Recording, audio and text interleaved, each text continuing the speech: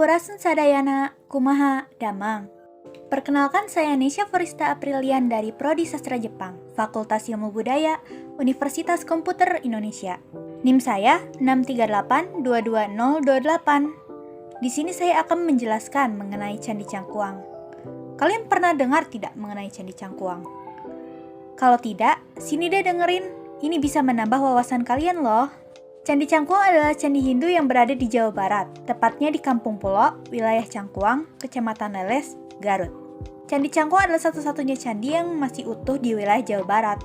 Candi Cangkuang ditemukan oleh seorang ahli purbakala bernama Dr. Andes Uka Chandrasasmita pada tahun 1966. Kompleks Candi Cangkuang terdiri di atas lahan seluas 125 hektar. Candi Cangkuang dipugar pada tahun 1974 dan 1976. Tapi yang aslinya hanya 40%, yang 60% menggunakan cetakan batu yang dibuat semirip mungkin dengan yang asli. Sejarah Candi Cangkuang diperkirakan dibangun pada abad ke-8 Masehi. Kisah sejarah Candi Cangkuang dimulai dengan rencana Sultan Agung dari Kerajaan Mataram yang menyerang Banten dan Blambangan. Tetapi tentara Sultan Agung mengalami kekalahan.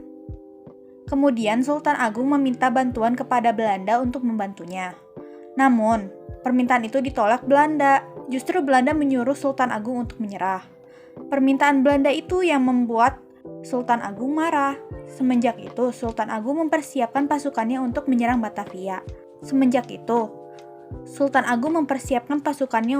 Batavia. Dengan dipimpin Dipati Ukur dan Tumenggung Baurekso, pasukan Mataram menyerang Batavia. Namun, penyerangan pertama ini gagal. Setahun kemudian, Sultan Agung melakukan penyerangan kembali ke Batavia. Kali ini, prajurit Mataram dipimpin oleh Panggandengan, Wirajaya, Wirabaya, dan Arif Muhammad. Arif Muhammad merupakan salah satu senopati atau komandan dari kerajaan Mataram Islam. Beliau ditugaskan Sultan Agung untuk mengusir Belanda dari tanah Batavia. Penyerangan kedua ini pun gagal, tetapi Arif Muhammad dan belasan prajurit lainnya berhasil meloloskan diri dan menyingkir ke pedalaman hingga tiba di Kampung Cangkuang. Pada saat itu, penduduk Kampung Cangkuang masih sedikit dan belum mengenal Islam. Penduduk Cangkuang masih memeluk kepercayaan animisme, dinamisme, dan agama Hindu. Sudah cukup lama menetap di Cangkuang, Arif Muhammad dan para sahabatnya berniat menyebarkan agama Islam kepada penduduk setempat. Karena prajurit Mataram ini ramah dan pandai bergaul, dengan sendirinya kehadiran mereka diterima dengan baik oleh para penduduk Cangkuang maupun penduduk dari luar Cangkuang.